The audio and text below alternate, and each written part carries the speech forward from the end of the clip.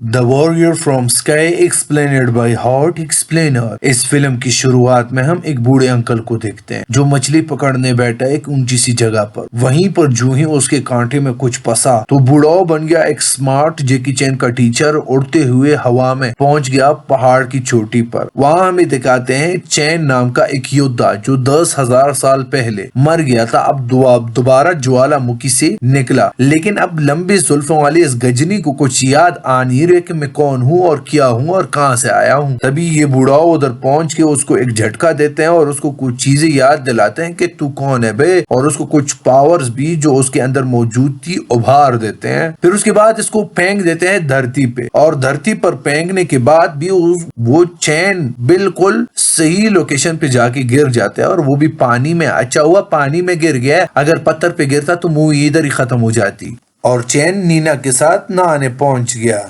लेकिन उसकी ऐसी धमाकेदार एंट्री से नीना का काफी डर लगे, जिसके चलते यहाँ के गार्ड्स ने चैन को पकड़ लिया।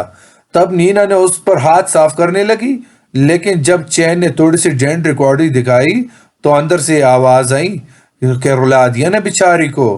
खैर, नीना ने अपने गार्ड्स को ऑर्डर दिया कि ऐसे किंगडम में राजधानी में लेके जाओ और जेल में बंद कर देना। दूसरी तरफ जेल में एक चमिया कैदी जेलोंग को बाकी कैदियों ने मिलकर खूब तोड़ा था, इसलिए शोई नाम की लड़की उसकी पार्ट टाइम नर्स बन गई थी। तभी जेलोंग लंबी लंबी छोड़ने लगा, कह रहे हैं ना तुम, मैं ऐसे ही चटका दूंगा। तभी एक कैदी बोला कि बेटा आएगा तो अंदर ही, फिर बताता हूँ तेरे को। इनकी कलेशबाजी के बीच ही कुछ कैदियों ने प्लान बनाया कि वो यहाँ से भाग जाएंगे, इसलिए उन्होंने अपने छुपाए हुए हथियार निकालकर वहां मौजूद सैनिकों के ऊपर हमला कर दिया। ये देखकर जेलोंग और शुई यहाँ से भागने लगे कि कहीं ये कैदी हमारा भी कीमा न बना डाले। तभी ये दोनों बल्कि तीनों एक सीक्रेट टनल में पहुंचे, जहां शुई बोली कि यहाँ किसी भी चीज को छूना नहीं, क्योंकि ये टनल ग्रैंड मास्टर के द्वारा बनाई गई है। लेकिन इतने में जेलोंग ने एक पेपर पे हाथ लगाकर देखा कि उसकी मैजिक पावर वापस आने लगी, पर तभी एकदम से जेलोंग हवा में उड़ने लगा।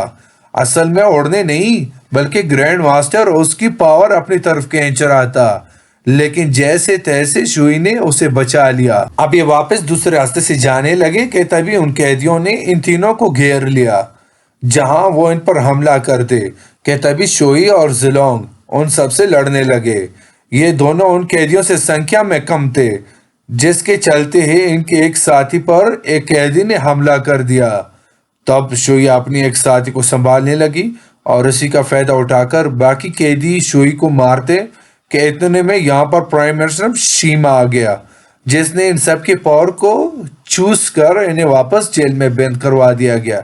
यहाँ राजकुमारी नीना चैन को बंदी बनाकर राज्य में ला रही थी कि तभी अचानक से चैन ने नीना की कमर सीधी कर दी। नीना बोली, क्या कर रहे हो? असल में चैन को आवाज हो गया था कि यहाँ पर नकाब पहने कुछ सैनिक आ चुके हैं, जिन्होंने नीना पर हमला कर दिया। तब चैन अपने हाथ बंधे होने के बावजूद भी उन सारे हमलावरों से लड़ने लगा। अचानक से नीना का जादुई धनुष चैन के हाथ में चला गया, जिसकी मदद से चैन ने इस चकने को भगा दिया। अब शाम को नीना चैन को लेकर राज दरबार में पहुंची, जहां शुई उसे पूछने लगी कि नहाने में इतनी देर लगती है क्या बहन? नीना ने बताया कि मैं उस जादुई धनुष को लेने गई थी ताकि मेरे पापा मतलब तुम्हारे महाराज की तबीयत ठीक हो सके। जिसके बाद वो बोली कि मैं एक बंदर को भी पकड़ के लाई हूँ। खैर, जब चैन की आंख खोली तो वो शुई को देखकर सोचने लगा कि तो मेरे पिछले जन्म की बंदी है। चैन ने उसे बात करने की कोशिश की, लेकिन नीना ने उसे दूध में मक्खी की तरह साइड में कर दिया। जिसके बाद वो अपने गार्ड से बोली कि इस बंदर को जेल में डालो, लेकिन बंदर तो है ही नहीं, क्योंकि चैन यहाँ से भागकर शाही दरबार में घुस गया। जहां वो कुछ सोचता कि तभी वो जादुई धनुष अपनी तरफ ऐसे खींचने लगा जैसे तुम लोगों को मुझे सब्सक्राइब करने के लिए बटन खींच रहा है। खैर, यहाँ पर राजा पहुंच गए क्योंकि उसे वो जादुई धनुष दिखाना था। तभी चैन भी इस स्टेज के पीछे छुप गया। अब ये यहाँ बैठे ही थे कि तभी दोबारा से वो धनुष चैन को अट्रैक्ट करने लगा, जिसकी एनर्जी में वो राजा एकदम से ठीक हो गया। लेकिन जैसे ही चैन ने अपना हाथ हटाया, राजा फिर से ढीले पड़ गए। یہ دیکھ کر ان کا بھی دماغ گھوم گیا بالکل تمہاری طرح کہ یہ ہو کیا رہا ہے۔ تبھی اس دھنوش نے تگڑے طور پر چین کو اپنی طرف کھینچ لیا، جیسے چین ان سب کے سامنے تو آیا لیکن ساتھ میں وہ بے ہوش بھی ہو گیا۔ یہ دیکھ کر راجا کو لگ گیا کہ شاید وہ چین کی وجہ سے ٹھیک ہو رہا ہے، اس وجہ سے اس نے شوئی کو چین کا علاج کرنے کے لیے کہا۔ یہاں شیما کا بیٹا لنگ کونگ اپنے پاپا سے معافی مانگنے لگا کیونکہ وہ نینا سے اس جادوئی دھنوش کو نہیں لا پایا۔ تبھی ہمیں پتا چلا کہ سب سے بڑا حرامی یہی شیما ہے جو راجا کے ساری پاور لے کر اس کا راج ہڑپنا چاہتا ہے۔ تب لنگ کونگ نے اسے بتایا بھی کہ نینا جس لڑکے کو پکڑ لائی ہے اس کے پاس کچھ الگ پاور ہے جس سے وہ اس دھنوش کو کنٹرول کر سکتا ہے۔ یہ سن کر شیما خوش ہو گیا کہ چلو پھر اسی لڑکے کی پاور لے کر میں اس راجیہ کو ہڑپ لوں گا۔ یہاں چین سپنا دیکھنے لگا کہ کیسے وہ شوئی کے ساتھ ایک جنگ لڑ رہا تھا، ساتھ ہی اس ہاتھ میں وہی جادوئی دھنوش بھی تھا۔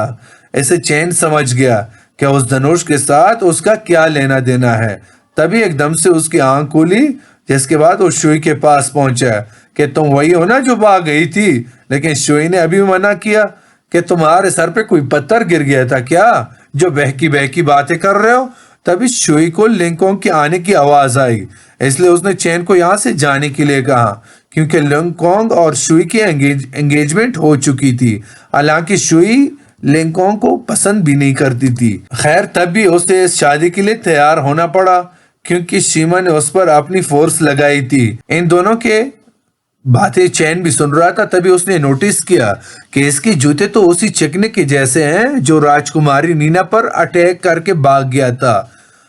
لنگ کونگ کے جانے کے بعد اس نے شوئی کو بھی یہ بات بتائی کہ اسی نے نینا پر اٹیک کیا تھا اور اصل میں ان کا اصلی شکار نینا نہیں بلکہ وہ جادوئی دھنوش تھا۔ یا نینا اپنے چھوٹے دماغ سے ڈرائنگ بنا رہی تھی کہ تبھی پھر سے کچھ نقابپوش سینک راج دربار میں حملہ کر کے ان کے بیچ میں کافی تلوار بازی ہوئی، لیکن تبھی یہاں پرائم منسٹر شیما نے آ کر ایک ہی سیکنڈ میں سب کو ایڑا کر دیا۔ تبھی شیما نے بادشاہ سے چین کے بارے میں پوچھا، لیکن راجا جانتا تھا کہ شیما کے ارادے کچھ ٹھیک نہیں ہے، اس لیے وہ بولا کہ ارے میری طبیعت تو خراب ہو رہی ہے۔ نینا بھی اپنا پلا جھاڑتی ہوئی بولی کہ ضرور گارڈ نے اس لڑکے کا قیمہ بنا کر کتوں کو کھلا دیا ہوگا۔ یہ سن کے شیما یہاں سے چلا تو گیا، لیکن اسی شام کو اس نے اپنے پاس شوئی کو بلایا، جہاں پر اس نے شوئی سے بھی یہی سوال پوچھا چین کہاں ہے، لیکن شوئی نے بھی جواب دیا کہ مجھے پتہ نہیں۔ تبھی شیما جلدی سے اپنی ساری چوڑی لے آؤ کیونکہ جلدی تمہاری شادی لنگ کونگ سے ہونے والی ہے۔ شوئی اسے کچھ منع کر پاتی کہ تبھی شیما بول پڑا کہ دیکھو بنا کسی خرچے اخراجات کے چپ چاپ اپنا آ رہے، چپ چاپ آ جاؤ۔ یہاں پر چین کو اس مٹھی بودھی نینا نے بے ہوش کر کے ایک جگہ قید کر دیا جہاں اس کے ساتھ اپنی بچوں والی حرکتیں کر رہی تھی کہ تبھی چین نے بے ہوش ہونے کا ناٹا کیا اور پھر اس نے الٹا نینا کو ہی چاقو کی نوک پر لے لیا۔ اس بات کی خبر پرائم منسٹر شیما کو بھی لگی جو جلدی سے نینا کو چھڑانے چلا گیا۔ ویسے نینا کو چھڑانا تو ایک بہانہ تھا، اصل میں وہ اسے چین کو ہی پکڑنا چاہتا تھا، جس کام میں وہ کامیابی ہو گیا کیونکہ اس کی شکتی کے سامنے چین کی پاورز نے کوئی کام نہیں کیا۔ تب شیما نے آرڈر دیا کہ اسے جیل میں ڈال دو۔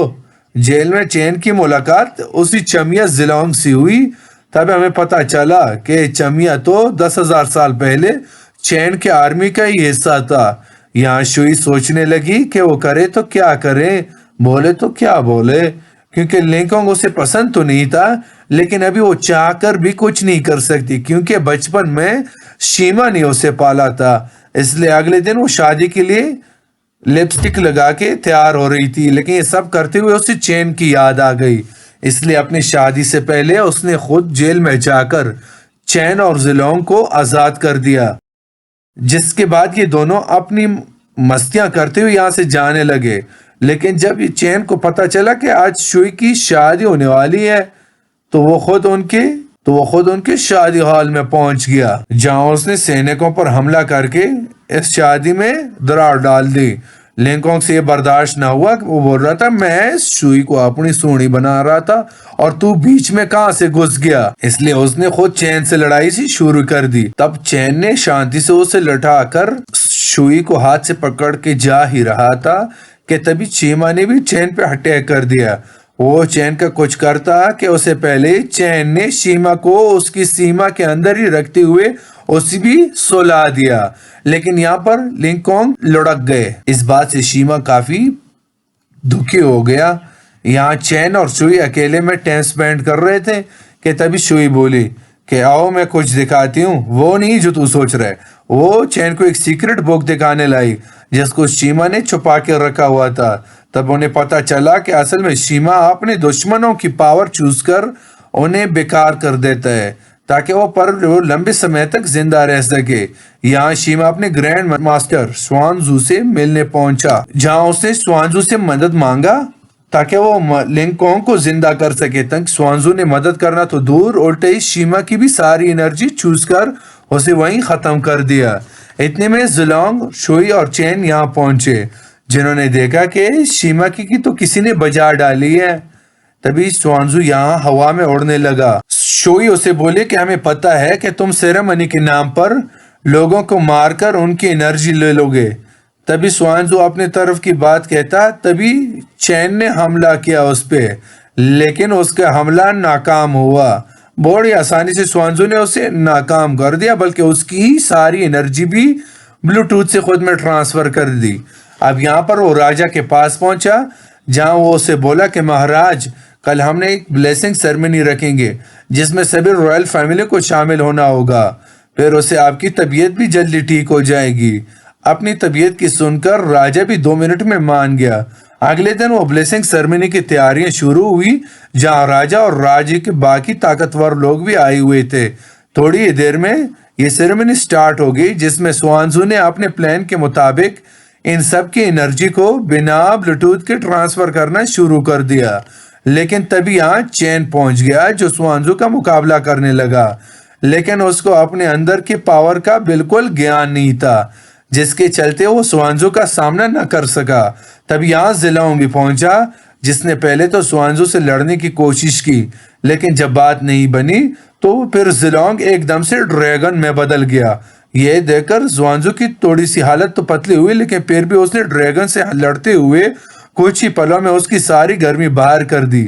تبھی یہاں چین کے ہوش میں آتی ہی تور کی ہتھوڑے کی طرح وہ جادوئی دھنوش اس کے ہاتھ میں آ گیا، جیسے کہ چین نے سوانزو پر دبا دب حملے شروع کر دیے۔ تبھی سوانزو کو ایک تیر لگا، جسے وہ مرا تو نہیں بلکہ ایک خطرناک ڈریگن میں بدل گیا۔